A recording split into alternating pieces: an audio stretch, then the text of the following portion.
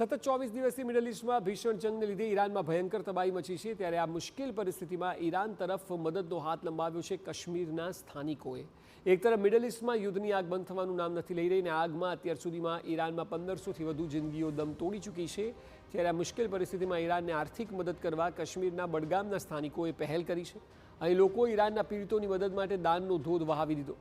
કોઈએ રોકડની મદદ કરી તો કોઈએ સોનું, ચાંદી તેમજ તાંબા પિત્તળના વાસણો દાનમાં આપ્યા। જેનાથી જે થઈ શક્યું તેનાથી યોગદાન આપ્યું। બડગામની મસ્જિદ ઇમામ જમાનમાં દાનનું કેન્દ્ર રખાયું હતું અને લોકો મોટી સંખ્યામાં ઈરાનના પીડિતોની મદદ માટે ઉમટી પડ્યા હતા। हम तमाम डोनेशंस जो भी यहाँ पर हमारी माएँ बहनें अपना जेवर कॉपर या कैश दे रहे ताकि हम जो अभी हालात ईरान में हो रहे उनकी किसी तरह से मदद कर सके।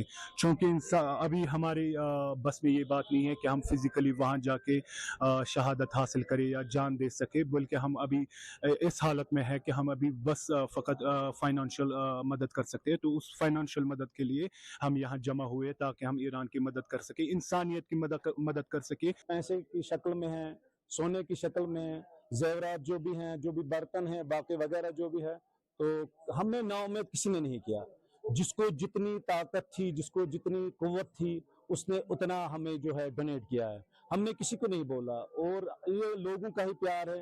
लोग खुद ब खुद यहाँ जो है चल कर आए। हमारी बुजुर्ग माएँ, हमारी बहनें, हमारे छोटे छोटे बच्चे। આ સમયે કેટલાક ભાવુક દ્રશ્યો પણ જોવા મળ્યા હતા। કેટલીક વૃદ્ધ મહિલાઓ ઈરાનના પીડિતો માટે ધ્રુસકે ને ધ્રુસકે રડી। એક મહિલા કે જેણે તેના પતિની યાદગીરી રૂપે સોનું સાચવીને રાખ્યું હતું, તેણે ઈરાનના પીડિતો માટે એ આપી દીધું।